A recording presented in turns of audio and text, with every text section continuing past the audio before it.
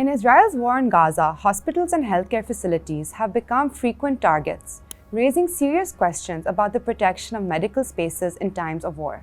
Since October 7th last year, the Israeli Defense Forces have conducted strikes on healthcare centers not only across Gaza, but also in the West Bank and Lebanon. These incidents have amplified concerns around international humanitarian law. Let's break down some key events. On October 14th, an Israeli rocket hit Al-Ahli Arab Hospital, damaging its cancer treatment center. Just days later, an explosion in its parking lot killed and injured displaced Palestinians who were sheltering there. Then on November 10th, shelling struck Meis-Ed Jabal Hospital, injuring a doctor. The next day, the IDF targeted an emergency center associated with Hezbollah, killing 2 healthcare workers and destroying an ambulance. Throughout November, Gaza's hospitals saw similar attacks. On November 20th, Israeli forces surrounded the Indonesian hospital. In the following week, they fired tear gas and live rounds into Jenin Governmental Hospital, damaging its maternity ward. As 2024 rolled in, these incidents continued. Al-Ahli Arab and Al-Amal hospitals faced repeating shelling, and in January, the IDF struck Jenin Hospital, leaving snipers stationed around the facility for days. In February, reports emerged of Israeli drones firing on people sheltering in Al-Shifa hospital.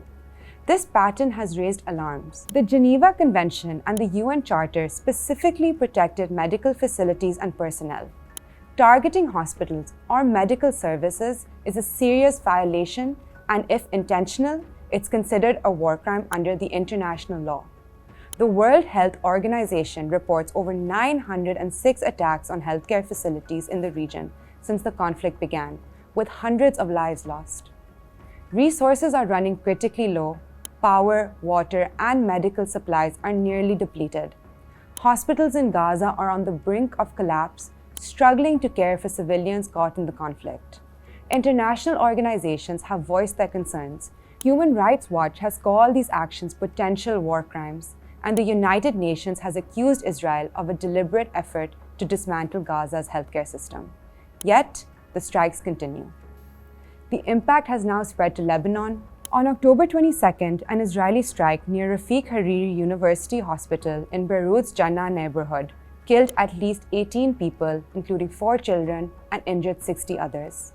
The hospital itself was damaged. Since the conflict began, at least 111 healthcare workers have been killed in 60 incidents involving Israeli forces. These attacks reflect the heavy toll this war is taking on healthcare in the region, affecting not just the buildings, but the lives and safety of those who serve the sick and injured.